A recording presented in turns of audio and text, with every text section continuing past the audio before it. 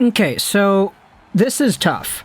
Mostly because this conversation kind of intertwines with so many other discussions we've been having over the past few days, and because I do want to acknowledge the magnitude of those earlier discussions, we'll be nipping that right in the bud here at the beginning of this video. Yes, Jonathan Toews, the captain of the Chicago Blackhawks team, I, like many of you, were very disappointed with the comments he made towards the Kyle Beach situation. I know it was a few days ago, but still, the way he handled himself in the media after the report was published, in my opinion, was just extraordinarily immature in how he was able to trivialize everything that Kyle Beach had gone through in his initial press conference, pretty much just saying, even though this bad stuff happened and Bowman and these guys were aware of it, I had a good relationship with Bowman. Therefore, to me, he's a good dude. Like, just the lack of awareness to say something like that in this kind of climate right now. Like, read the room, dude. Aside from that, though, Patrick Kane also in a position where he was feigning ignorance towards the entire thing. In his follow-up comments, at least he called himself out. For Jonathan Toews, he also called himself out, saying that his previous comments were focusing more on his own relationships with the Hawks management at the time and how they were all good people to him, but that it was also taking away attention from Kyle.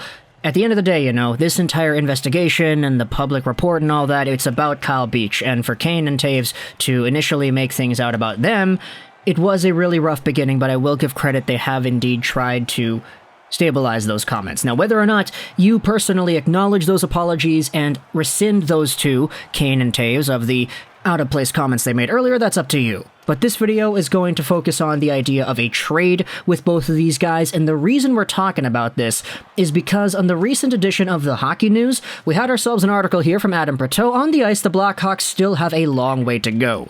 If anyone thinks that getting rid of Jeremy Colleton is going to result in immediate improvements for the Hawks on the ice, they should have a Kit Kat and have a break. The article opens up by talking about the departures from the Blackhawks organization following the abuse investigations, and it also talks about Derek King being the new guy behind the bench. Eventually, it falls into a little paragraph talking about how the Blackhawks are going through the same competitive trajectory as fellow Original Six franchise Detroit. They win a few cups, but then, as time goes on, the guys in their primes get older, all the older guys start retiring, and now the roster changes have happened, but the team does not win anymore.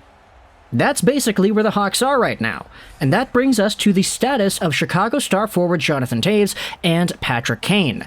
Nobody is saying Kane or Toews should be calling their real estate representatives and preparing to sell their homes, but given the urgent need for improvement in Chicago, all options should be on the table for Bowman's successor, interim GM Kyle Davidson. The Blackhawks already have dismantled the roster to a notable degree. They traded Duncan Keith this past summer, and they've been without Brent Seabrook since 2019-20. The article expands on that idea, talking about who is new in this organization to bring Cat and Doc and young guys and all that, and how the older guys from the glory days of the mid-2010 Hawks team, they're not there anymore. A team on the precipice of a long Stanley Cup playoff run might bite on Kane or Toews and their $10.5 million per season contracts, which expire at the end of the 2022-2023 campaign. Sure, they would have a cap issue in that 2022-2023 season, but they just might figure it will be worth it. That's on Davidson or a permanent Hawks GM replacement to work out. We'll need another couple of months to see the standings shake out, and buyers and sellers will come to the forefront. That is when Davidson should act. So, this is our overarching idea in this video over here as portrayed in the Hockey News. Could we see a Chicago Blackhawks trade involving Toews and Kane as an ultimate dive, I guess you could say, into the rebuild status of the Blackhawks? Maybe not even a rebuild quote-unquote status, but just a status that says, hey, we're still looking out for the future, we still have guys in our organization that we're hyped up for down the line, and if that comes at the cost of regular season prosperity in 2021-2022, so be it.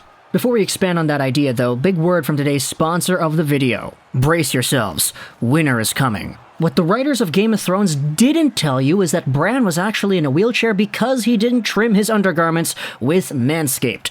Not sure what you want as a gift for the holidays? Well, Manscaped is the ultimate gift changing the men's grooming game, and you can get 20% off and free shipping if you use the code LEGOROCKS at manscaped.com. The Manscaped Performance Package 4.0 includes the Lawnmower 4.0, Weed Whacker, Boxers, Travel Kit, and Liquid formulations. The Lawnmower 4.0 trimmer is waterproof with advanced skin-safe technology to reduce nicks and cuts, and even has a light to help with your close shave down there. The Weed Whacker ear and nose hair trimmer can help you with those nasty weeds in your delicate holes. The Performance Package also includes the Crop Preserver deodorant and the Crop Reviver toner. Get 20% off and free shipping with the code LEGOROCKS at manscaped.com. That's 20% off with free shipping at Manscaped. It's time to join the movement. These products are no joke. Join millions of men worldwide today and get yourself Manscaped. So, Patrick Kane is 32 years old, Jonathan Toews is 33. This season, Kane has 11 points in 8 games played, Toews has 6 points in 12, and as we had noted earlier in the video, the cap hits of both of these guys, it's $10.5 million a season till 2023. They have the same contract. They also do both have no move clauses, so if they do get traded, it ultimately would be their own choice into how and where they go. But at the very least, we still have to talk about this because, at the end of the day, Kane and Toews are star NHL players, like it or not. These two are good enough to have that label, and they're both playing on an abysmally poor Blackhawks team. Should there be any incentive whatsoever to win another Stanley Cup or do anything further in the playoffs in this stage of their careers, maybe a trade is what needs to happen to facilitate that. Maybe if you're really committed to staying in Chicago, you get traded, I don't know, this season, you play out next year, and then you come back to Chicago in free agency. Who knows if there's any kind of option for the Antoine Vermette kind of route, since he pretty much did that exact same thing. He was an Arizona Coyotes guy who was traded to the Blackhawks, he won a Stanley Cup with the Blackhawks, and then in that offseason, he signed another contract with Arizona because he just kind of wanted to stay in Arizona. So that is indeed an option that I think you could explore if you really wanted to say, man, I love Chicago, I want to stay in Chicago, I want to be on this Blackhawks team.